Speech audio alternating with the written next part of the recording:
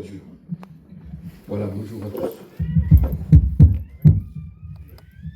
Avant tout, je tiens à remercier mon frère Max de m'avoir donc invité.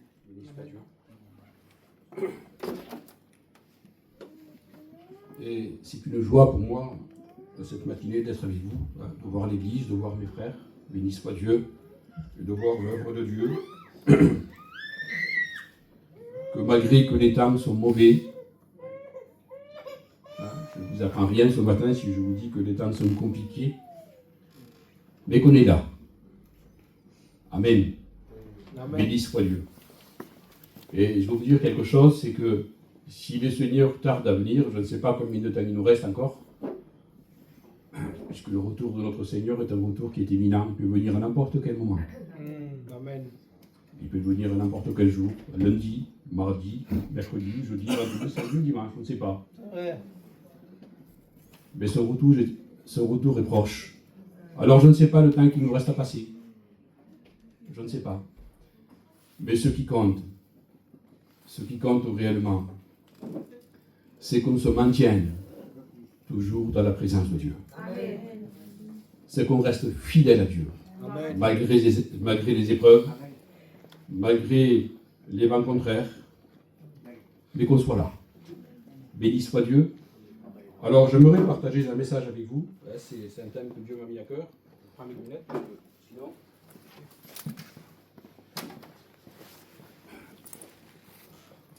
Je ne vois rien du tout. Voilà. Dans le livre des Actes des Apôtres, j'aimerais partager cette pensée avec vous, béni soit Dieu.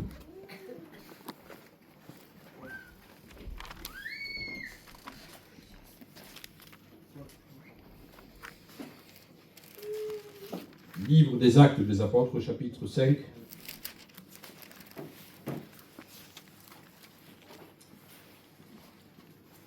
Et à partir du verset 1er. Voilà, nous allons lire quelques versets. Mais on prend le temps ce matin de lire la parole de Dieu. Amen. Amen. Mais un homme nommé Ananias, avec Saphira, sa femme, vendit une propriété et retint une partie du prix, sa femme le sachant. Puis il apporta le reste et le déposa aux pieds des apôtres. Pierre lui dit, Ananias, pourquoi Satan a-t-il rempli ton cœur au point que tu mentes au Saint-Esprit et que tu aies retenu une partie du prix du champ? S'il n'avait pas été vendu, ne te reste-t-il pas? Et après qu'il ait été vendu, le prix n'était-il pas à ta disposition? Comment as-tu pu mettre en ton cœur un pareil dessein? Ce n'est pas à des hommes que tu as menti, mais à Dieu. Ananias, entendant ces paroles, tomba et expira. Une grande crainte saisit tous les auditeurs. Les jeunes gens s'étant levés, l'enveloppèrent, l'emportèrent et l'ensevelirent. Verset 7. Environ 3 heures plus tard, sa femme entra. Sans savoir ce qui était arrivé, Pierre lui adressa la parole. Dis-moi, est-ce un tel prix que vous avez vendu le champ? Oui, répondit-elle, c'est à ce prix-là. Alors Pierre lui dit, comment vous vous êtes accordé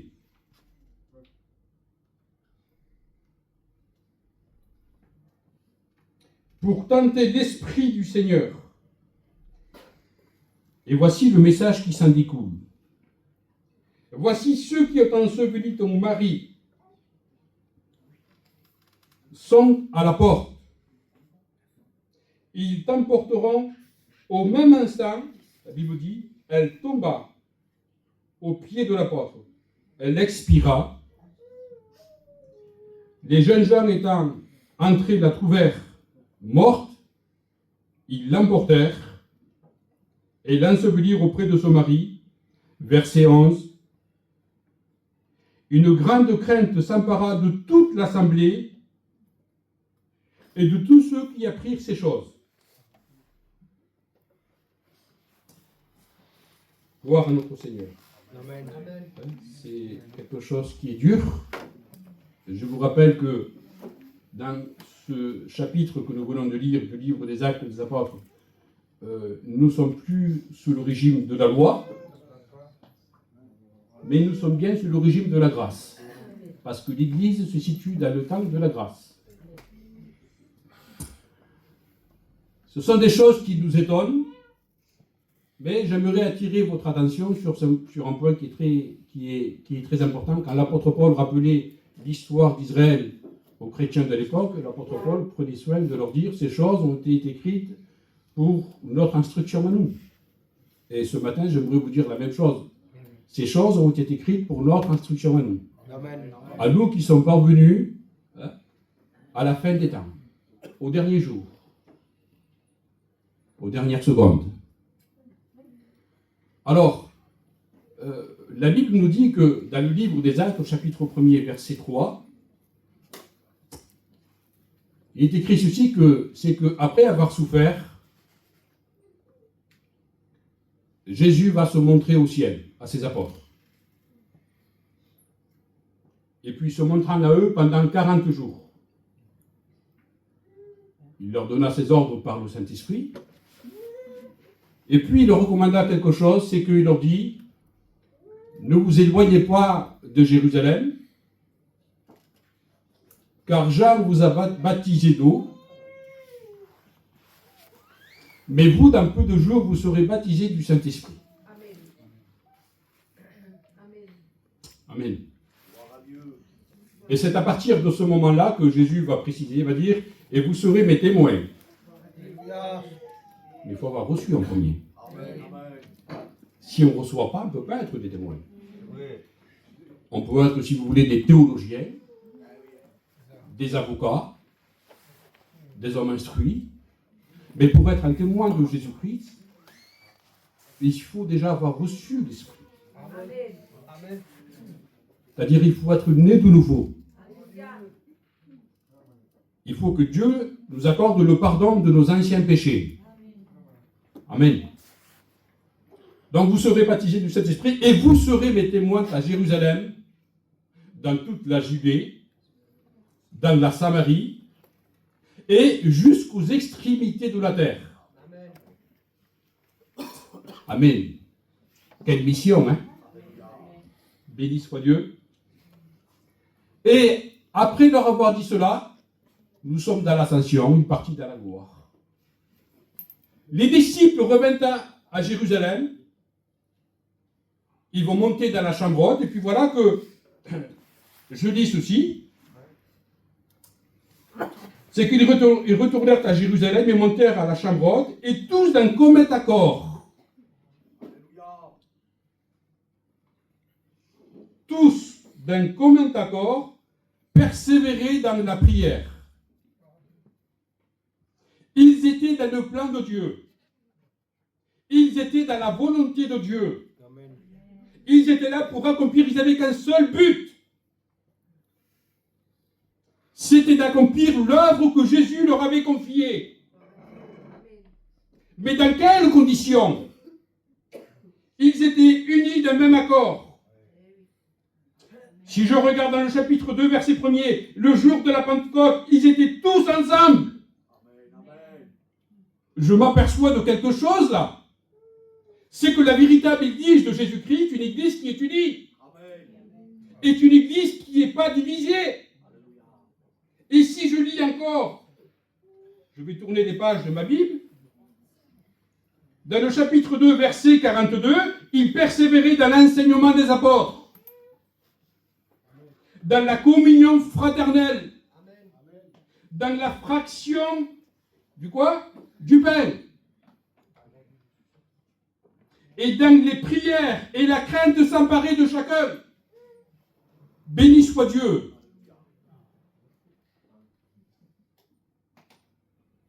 Et puis le jour de la Pentecôte, les 120 étaient là, et puis le miracle se produit. Le Saint-Esprit descend du ciel, et les 120 qui étaient là furent tous remplis de l'Esprit Saint. Et puis c'est Dieu qui va produire le réveil à Jérusalem.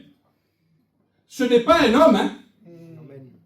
Ce n'est pas par rapport à la volonté d'un homme, ou à la capacité d'un homme, par rapport à son savoir-faire, ou par rapport à son... Malgré que j'ai le plus grand respect pour tous les anciens. Mais ce n'est pas par rapport à l'ancienneté des apôtres, mais c'était le plan de Dieu. C'était dans la volonté de Dieu. L'Église, il était déjà dans le cœur de Dieu avant même la création du monde.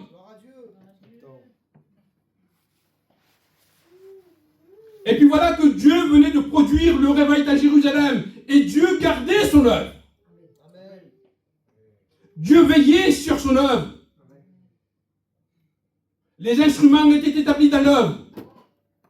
Des hommes et des femmes qui étaient remplis de l'onction de Dieu. Parce que l'Église, ne l'oublions pas, à l'origine, elle est ce que Dieu désirait depuis le début. C'est quoi? Une humanité nouvelle. Des hommes et des femmes qui sont nés de nouveau. Qui ont été affranchis du péché. Qui ont lavé leur robe dans le sang de l'agneau. Et voici que les choses anciennes sont passées pour eux, mais toutes sont devenues nouvelles. Parce que c'est Dieu qui agit à travers eux. Donc le réveil venait de se produire à Jérusalem. Dieu veillait sur son œuvre. Malgré que les persécutions étaient là. Malgré que des hommes orgueilleux s'en prenaient aux enfants de Dieu. Mais Dieu gardait son œuvre. N'est-il pas écrit dans le livre des psaumes, je crois que c'est le psaume 121, voici, il ne sommeille ni ne dort, celui qui garde Israël. Que le nom du Seigneur soit béni et glorifié. Écoutez-moi bien.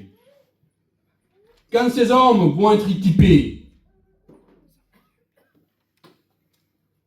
quand ils vont être remplis de l'onction de l'Esprit, l'apôtre Pierre va faire une réunion.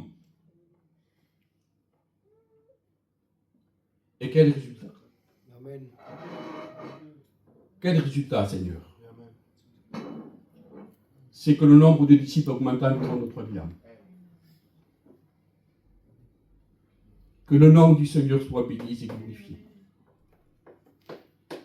L'Église, le rôle de l'Église. Et là, j'aimerais vous dire un point qui est capital. Quel est véritablement le rôle de l'Église? Écoutez-moi bien ce que je veux vous dire. Le rôle de l'Église, mes frères et sœurs. Je vais vous étonner ce que je vais vous dire, mais vous allez comprendre par la suite. Elle ne doit pas essayer d'accomplir quelque chose.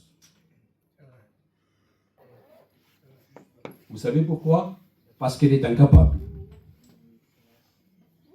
Le rôle de l'Église, c'est de faire valoir. Et de faire valoir quoi? Dans l'évangile de Luc, au chapitre 19, je crois que Jésus va donner une parabole, et cette parabole concerne l'Église. Il est question qu'il y avait un homme important, un homme qui était noble, et qui devait partir pour un voyage lointain. Mais avant de partir, il appela ses 10 serviteurs, il leur dit, tenez, prenez des mines, et faites-les valoir. Amen. Voilà quel est le rôle de l'Église. C'est de faire valoir, ce que Jésus a dit à la croix. Lorsqu'il va prononcer ces paroles, il va dire, Père, tout est accompli. Et en disant tout est accompli, le plan de Dieu venait de se réaliser. Jésus venait d'accomplir la rédemption, le rachat. Il avait vaincu la mort, Satan. Béni soit Dieu. Et nous savons que de la croix se dégage quoi? Se dégage tout l'amour de Dieu. De la croix se dégage le message de la réconciliation, du pardon des péchés. Et le rôle de l'Église, c'est de faire faire valoir ces choses-là. Amen. Béni soit Dieu. Non pas parce que nous avons la capacité, mais c'est lui qui nous rend capables. Alors, bien que Dieu nous a préparé des œuvres d'avance à seule fin, que nous les pratiquions, bien sûr, mais ce sont des œuvres que Dieu nous a préparées. C'est pas à nous de nous créer des œuvres. Et le rôle de l'Église, c'est de faire valoir le message de la croix. Père, tout est accompli. Car de la croix se dégage le message de l'amour de Dieu. Et c'est ainsi. C'est l'unique façon. Il n'y a pas deux. Il n'y en a qu'une. Quand l'Église se maintient dans cette direction-là, à partir de ce moment-là, Jésus va dire à ses disciples, et vous serez mes témoins.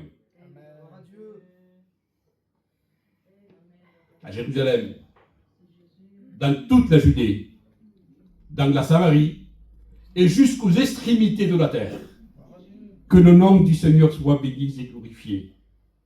Amen. Et Jésus va dire, vous êtes la lumière du monde. Et quand l'Église n'a plus cette vision-là, son visage change. C'est une Église, pardonnez-moi de l'expression, mais qui est défigurée au sens spirituel. Parce que c'est l'homme qui après veut prendre le relais. C'est lui qui veut agir. Et qui veut introduire sa pensée dans le plan de Dieu. Et en rajoutant sa pensée dans le plan de Dieu, il devient un profanateur.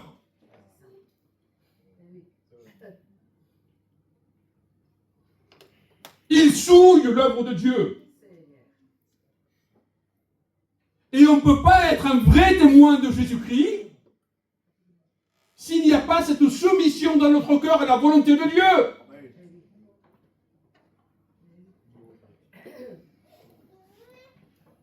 Alors, quand les disciples ont écouté cela, vous serez mes témoins à Jérusalem, dans toute la Judée, dans la Samarie et jusqu'aux extrémités de la terre. Écoutez, il fallait quand même avoir une certaine capacité, mais les disciples ne se confiaient pas sur leur capacité à eux.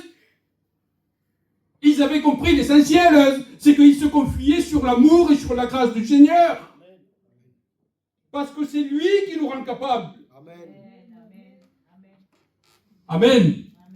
Béni soit Dieu. Et quand l'Église a perdu cette vision-là, elle a perdu le principal. Alors on peut bâtir, on peut construire, on peut faire des séminaires, on peut faire des missions.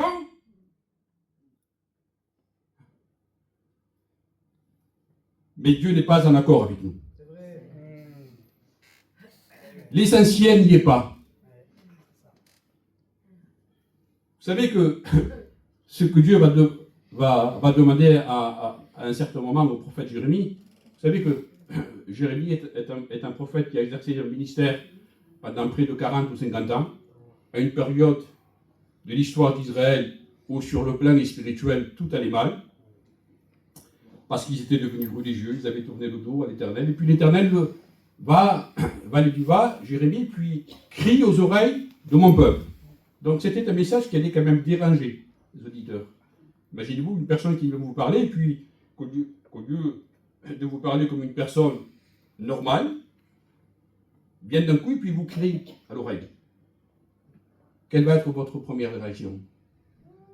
Cela va vous déranger. Mais non. Ainsi était le ministère du prophète Jérémie.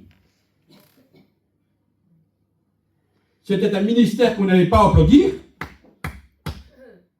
Pas du tout. C'était un ministère qu'on allait rejeter. C'est pour ça que Jérémie, on l'appelle très souvent le prophète qui a beaucoup pleuré, le prophète pleureur. D'ailleurs, on retrouve le livre des Lamentations de Jérémie. Mais c'était un homme qui était dans le plan de Dieu. Et qu'est-ce que Dieu lui demande à Jérémie? Jérémie, avant de bâtir des racines, avant de bâtir dans l'église, coupe des racines.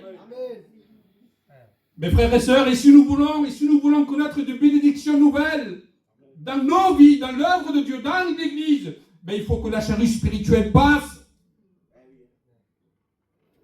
Vous comprenez? Et que le terrain soit mis en bon état, que les pierres, que les épines soient retirées.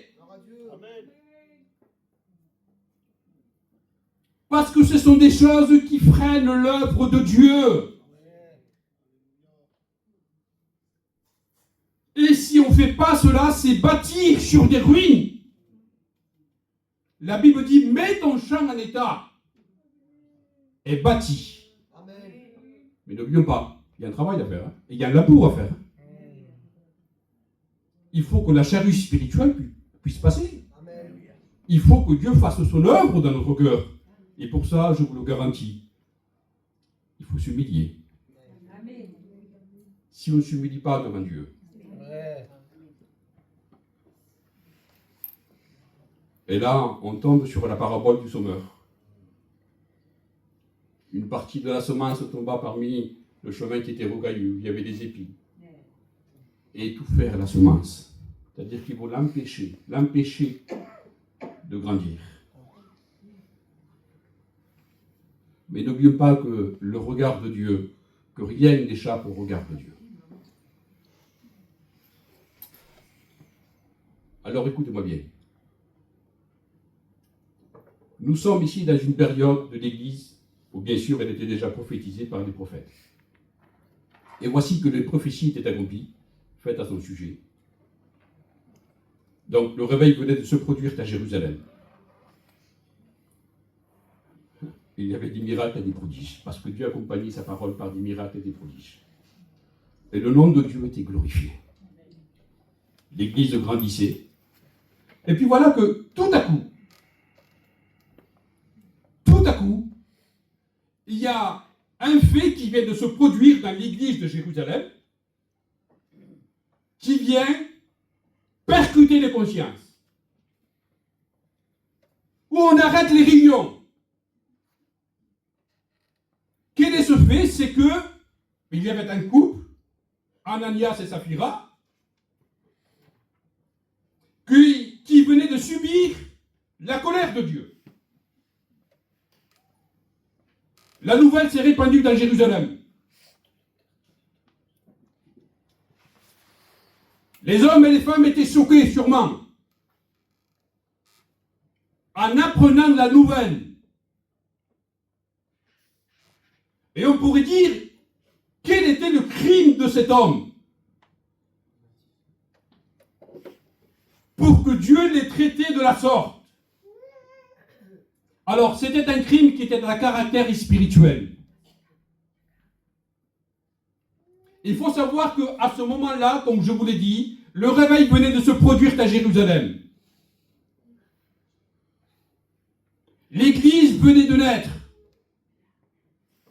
Maintenant, rappelez-vous la parole que Jésus avait dit à ses apôtres. Vous serez mes témoins. Amen. En commençant à Jérusalem, dans toute la Judée, dans la Samarie et jusqu'aux extrémités de la terre, jusqu'à aujourd'hui.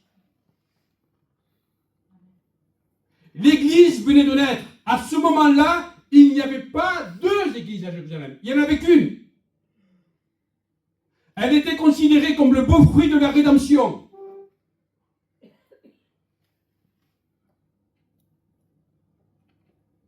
Et on pouvait dire que c'est à partir d'elle. C'est à partir d'elle que la semence allait être projetée par la persécution aux alentours de Jérusalem et jusqu'aux extrémités de la terre. À un moment donné, les apôtres vont commettre une erreur. Quelle était l'erreur? C'est que Jésus avait dit, vous serez mes témoins dans la Samarie, dans la Judée. Mais eux, ils ont resté localisés sur Jérusalem.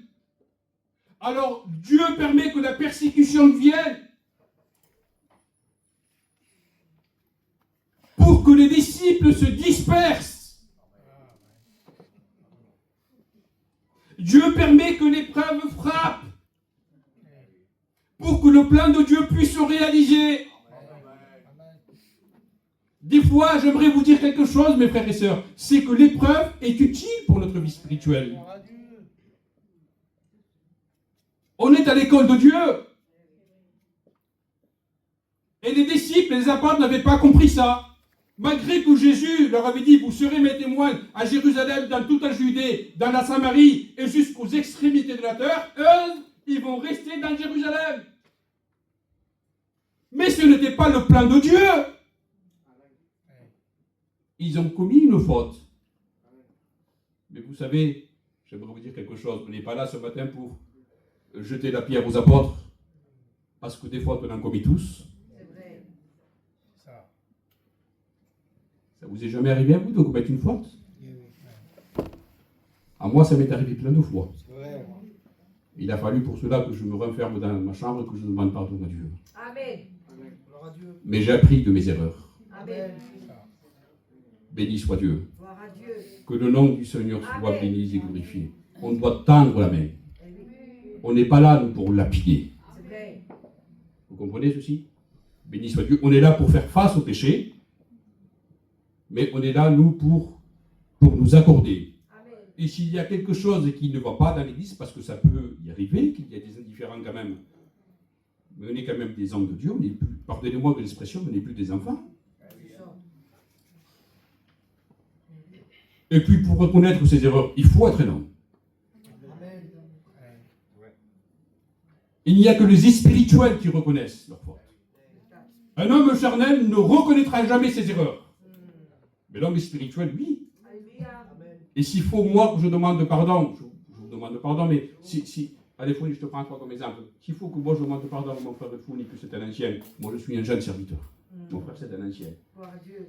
Ben, j'ai ma conscience quand même, elle me reprend, j'ai quand même l'esprit de Dieu, que j'ai fait quelque chose à l'égard de Founi qu'il ne faut pas.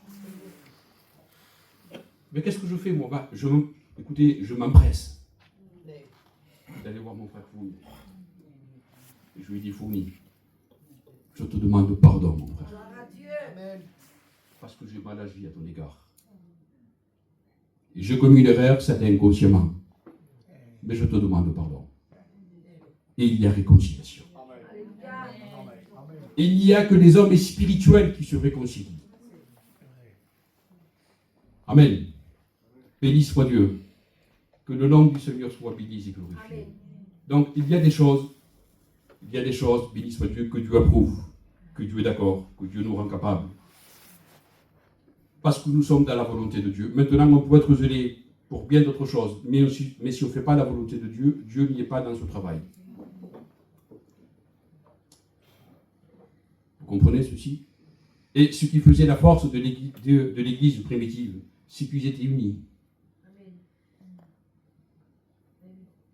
Ils étaient unis. Amen. Et cela plaisait à Dieu. Jésus va dire, si donc tu viens à l'autel, si tu viens présenter ton offrande à l'autel, et que là tu te souviens que ton frère a quelque chose contre toi, laisse ton offrande de côté. Et va te réconcilier avec qui? Avec ton frère. Et puis reviens. Et là tu peux déposer ton offrande. Amen. Amen. Béni soit Dieu. Amen. Mais ce qui compte pour Dieu, la Bible dit que Dieu veut que la vérité soit au fond du cœur. Il faut être vrai. Alléluia. Quand on est vrai, on plaît à Dieu. Gloire à Dieu. Malgré qu'on commet des erreurs, on reconnaît mes erreurs. S'il faut que je m'excuse, je m'excuse. Mais je suis prêt. Mais je suis vrai, il n'y a pas d'apparence à moi. Et surtout, je n'essaye pas de cacher à Dieu.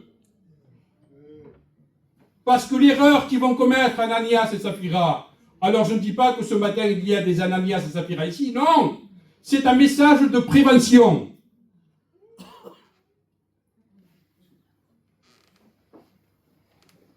C'est que justement, ils ont essayé de s'introduire dans l'Église, d'appartenir à la communauté des chrétiens, en dissimulant. Et voilà qu'il voulait paraître comme un certain, un homme qui était connu de l'époque, un homme qui était pieux, qui était un lévite, c'était des hommes consacrés, un certain Barnabas, qui avait vendu son champ et puis mais lui, ce qu'il avait fait, il avait fait de tout son cœur. Il l'avait fait parce qu'il aimait l'œuvre de Dieu. Il avait une certaine somme d'argent à lui parce qu'il avait vendu une propriété. Et puis, il vient et puis il le fait de tout son cœur, lui. Il apporte cette offrande-là. Mais Ananias et Saphira, non. Ils voulaient se donner des apparences charitables. Et la première chose qu'on peut remarquer dans cette histoire-là, c'est que dans le cœur de cet homme, il était capable d'inventer quoi? Des desseins hypocrites. Premièrement, puisque ce désir est né dans son cœur, il n'était pas affranchi. Vous savez que Jésus va dire, si le Christ vous affranchit, vous serez réellement libre. C'est-à-dire qu'il y a une œuvre de Dieu qui va se produire dans notre vie, où les liens vont tomber. Mais cet homme n'était pas affranchi. On pourrait dire encore de cet homme de Ananias, ce qui est écrit dans le livre de l'Apocalypse, au chapitre 3, verset 1er, qui est l'église de Sardes. Tu passes pour être vivant. Tu passes pour être vivant, mais tu es mort.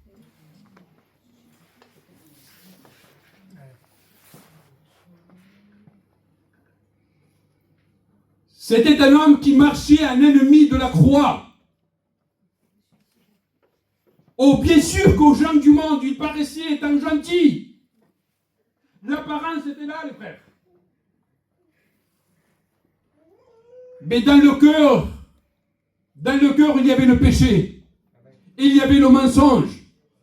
Il y avait de l'hypocrisie. C'était un homme qui marchait à l'ennemi de la croix. Savez-vous pourquoi? Parce qu'il était charnel.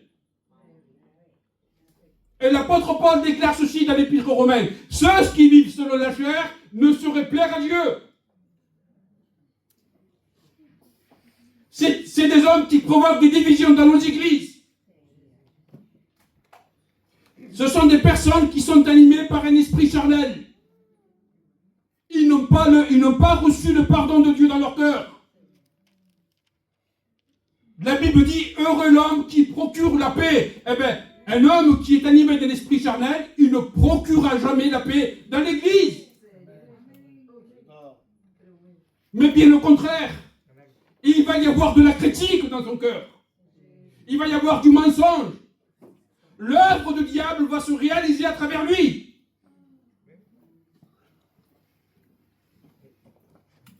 Il va semer de l'ivraie dans le champ de Dieu.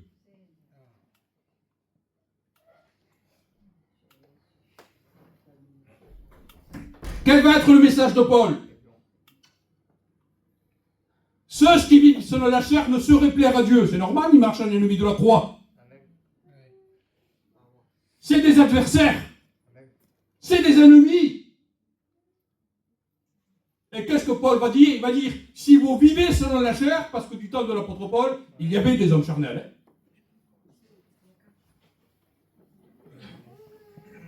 Et Paul prend soin de les avertir, si vous vivez selon la chair, vous mourrez. Il dit, mais si par l'esprit, vous faites mourir les actions de la chair. Amen. Que le nom du Seigneur soit Gloire à béni. Dieu. Gloire à Dieu. Si par l'esprit, vous faites mourir les actions de la chair. Ton nom soit béni. Alors Paul va dire, alors là, vous vivrez. Amen. Que le nom du Seigneur soit béni et glorifié. Mes frères et sœurs, moi comme vous, j'ai besoin de la grâce de Dieu. Amen. J'ai besoin que le Seigneur encore façonne mon cœur. Laissons que Dieu puisse œuvrer encore davantage dans nos vies. Amen. Pour que nous puissions être enracinés dans l'amour de Dieu. Pour que notre marche soit une marche conforme à ce qui est écrit. À ce qui est écrit. Pour Ananias et Saphira, ils auraient pu être épargnés. Ils auraient pu obtenir le pardon de Dieu. N'est-il pas écrit dans la parole de Dieu, celui qui avoue et délaisse obtient miséricorde. Ils étaient atteints.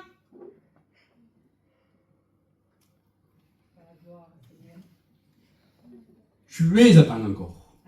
Amen. Tu es atteint encore. N'attends pas que ce soit trop tard.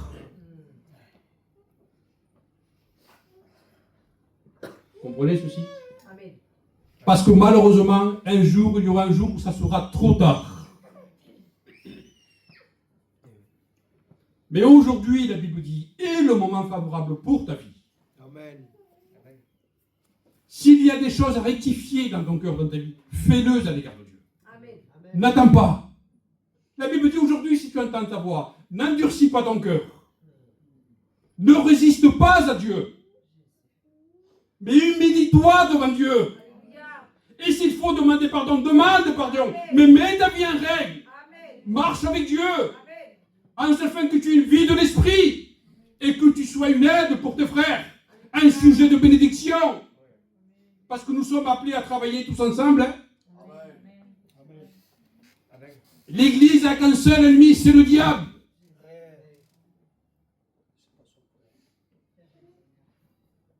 Donc l'Église de Jérusalem venait de naître, elle était considérée comme le beau fruit de la rédemption. Et si Dieu aurait laissé demeurer ce couple, Ananias et Saphira, s'introduire, s'établir dans l'Église. Voulez-vous que je vous dise le mot? Dans le corps de Christ aurait apparu une tumeur.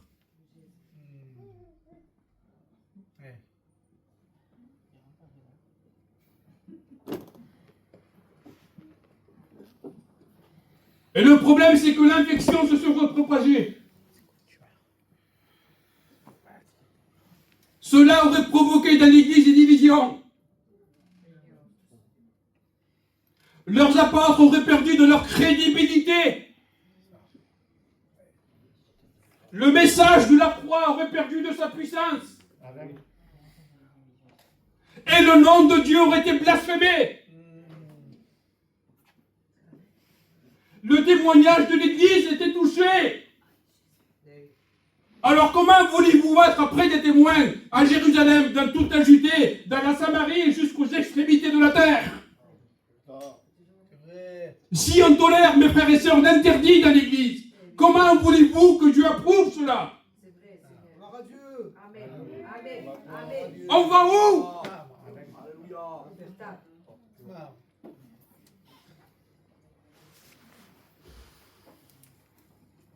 On va où là?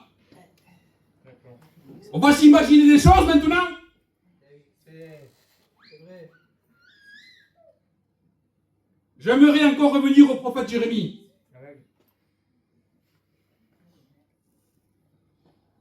À ce moment-là, Israël, comme je vous l'ai dit tout à l'heure, était devenu religieux. Et Dieu leur délivre un message. Quel était ce message? Vous savez qu'est-ce que Dieu va rappeler à son peuple? Ne vous livrez pas à de fausses espérances. En disant, c'est ici le temple de l'Éternel. À Jérusalem, il y avait le temple. Et le temple symbolisait quoi? La présence de Dieu. Mais le problème qu'il y a, c'est qu'Israël était devenu religieux. Ils avaient tourné le devant de Dieu. Mais ils se croyaient en sécurité. Pourquoi? Parce que son domicile était Jérusalem. Et Dieu va dire non. Ne vous livrez pas à des fausses espérances, en disant que c'est ici la maison de l'Éternel. Il va dire réformez vos foi. Amen. Amen. Et le mot réformer veut dire changer en vue de devenir meilleur. Amen. Béni soit Dieu. Et l'Église n'est pas un lieu de sécurité. L'Église, si ma vie n'est pas en règle avec Dieu.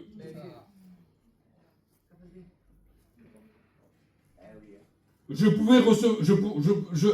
vais être enseigné, je vais être instruit par des pasteurs. Béni soit Dieu. Parce que c'est une bonne chose. Mais si mon cœur n'est pas lavé de ses péchés, si mon cœur n'est pas régénéré, l'Église n'est pas un lieu de sécurité. Israël se croyait qu'ils étaient en sécurité parce qu'ils vivaient à Jérusalem. Et combien qu'il y en a aujourd'hui qui se croient en sécurité parce qu'ils viennent à la réunion. Ce sont des personnes qui se livrent à des fausses espérances. Ils ont besoin de se rebâtir devant Dieu. Alors, outre le refuge, je vous ai dit que l'Église n'est pas un lieu de sécurité si ma vie n'est pas en règle avec Dieu. Alors, comment on fait? Comment on fait? Eh bien, le psaume 91, celui qui demeure sous l'abri du triomphe repose à l'ombre du Tout-Puissant. Que le nom du Seigneur soit béni et glorifié. Alléluia. Alléluia. Béni soit Dieu. Donc, le témoignage de l'Église était touché. Et le problème, c'est ça. Jésus va dire, si le sel perd sa saveur.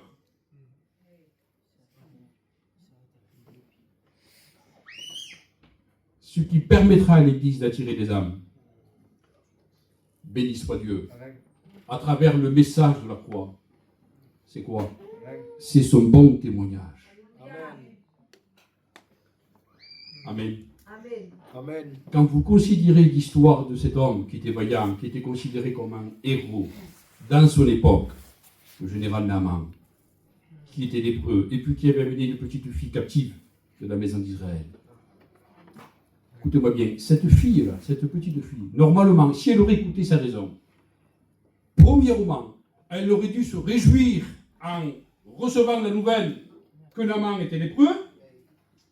Elle aurait dû se réjouir de sa maladie. Premièrement, parce que c'était un condamné.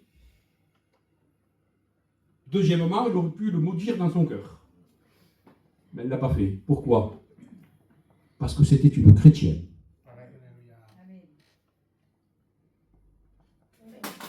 Et puis, dans le foyer de Naaman, elle avait gardé son témoignage. Elle était spirituelle à Jérusalem, en Israël, mais elle était aussi spirituelle dans le foyer de Naaman. Amen. Amen. Il y en a qui sont, pardonnez-moi de l'expression, ça ne sert à rien de faire le spirituel dans l'église, si dehors, ça ne va pas. Le langage que nous avons ici, il faut l'avoir dehors. Et ça va être la conduite de cette petite fille. Regardez, lorsqu'elle va dire, oh si mon Seigneur, irez voir le prophète qui est là-bas en Samarie, il serait guéri. Mais écoutez, mais c'était simplement que de simples mots. Mais nous voyons ici un témoignage d'une vie que dans la balance de Dieu, elle pesait. Or, les Syriens, ils adoraient le dieu Rimon. Normalement, dans la logique des choses, Naaman n'aurait dû pas en tenir compte de ce message. Et encore moins le roi.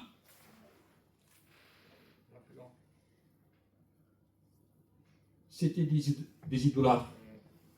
Ils adoraient des divinités païennes. Béni soit Dieu.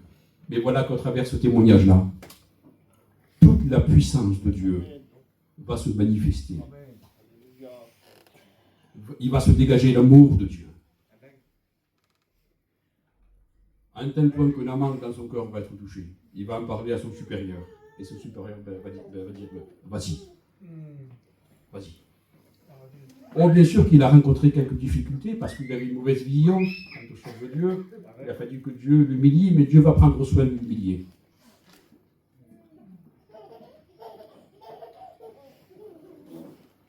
Et c'est une fois que Naaman avait compris qu'il fallait s'humilier devant Dieu. Que Dieu seulement l'a guéri de sa lèpre. Mais nous voyons après aussi que cet homme, il s'est tourné vers Dieu. Il s'est converti à Dieu. Que le nom du Seigneur soit béni et glorifié. Mais pour en revenir à cette fille, à cette petite fille chrétienne, si elle aurait écouté sa raison, elle aurait maudit dans son cœur. Mais voilà qu'elle va passer avant le plan de Dieu. Elle va passer avant Dieu, avant que sa raison à elle. Mes frères et sœurs, fidèles à l'Église, si nous voulons connaître des bénédictions, si nous voulons voir la gloire de Dieu et conserver ces valeurs que Dieu a déposées dans nos cœurs, laissons notre raison de côté. Un seul fin que l'œuvre de Dieu puisse s'accomplir. Voilà pourquoi que Jean le Baptiste va dire, il faut qu'il grandisse dans ma vie. Pour que le moi, pour que ma personnalité, pour que ma raison s'abaisse. Amen. Béni soit Dieu. Donc voilà pourquoi la raison que Dieu n'a pas laissé, pardonnez-moi de l'expression, ce fruit qui était pourri, qui puisse contaminer le panier qui était là. Parce que l'œuvre de Dieu était infectée. Alors je vais m'arrêter là parce que j'avais encore des choses à dire. Mais il est déjà 11h20. Je ne sais pas combien de temps ça fait que je prêche, mais je sens que, voilà, il faut rester sage. Il y a le temps de la prière aussi. Mais il faut ôter l'interdit de l'Église. Il faut ôter l'interdit de l'Église. C'est le message que Dieu va donner à Josué. Josué dit à mon peuple qu'il se lève. Premièrement, qu'il se lève. Il faut prendre position. Qu'il se sanctifie. Et qui ôte l'interdit du milieu d'eux. Écoutez-moi bien. Quand Dieu a retiré ce fruit qui était pourri de l'Église, à partir de ce moment-là, la gloire de Dieu, les miracles de Dieu se multiplient. Amen. Amen. Gloire à Dieu. À un tel point, écoutez-moi bien, à un tel point que quand on prenait les malades, on les mettait sur des lits, et qu'au moins quand l'apôtre Pierre passerait, son ombre les couvrirait.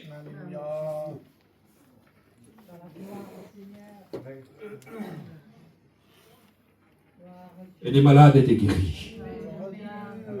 Alléluia. Béni soit Dieu. Pourquoi? Parce que Dieu a appuyé. Parce qu'il y avait l'approbation de Dieu. Parce qu'ils étaient dans la direction de Dieu. Ne laissons pas que le diable nous divise de la volonté de Dieu. Ça peut être vite fait, vous savez. Gardons la vision de Dieu. Soyons des hommes et des femmes de vision. Amen. Amen. Béni soit Dieu. Gardons la communion avec Dieu. Très important. La communion de nos frères et sœurs aussi. Béni soit Dieu. À ceux-ci, tous reconnaîtront que vous êtes mes disciples, à ce que vous avez de l'amour les uns pour les autres. S'il n'y a pas cela, mes frères et sœurs, c'est bâtir sur le sable. Alors faisons tous les efforts, béni soit Dieu, pour marcher avec Dieu. Donnez-nous la main les uns et les autres et soyons unis. Parce que le Seigneur vient bientôt aujourd'hui. Amen. On prie le Seigneur. Je vais demander à l'ancien qui vienne ici.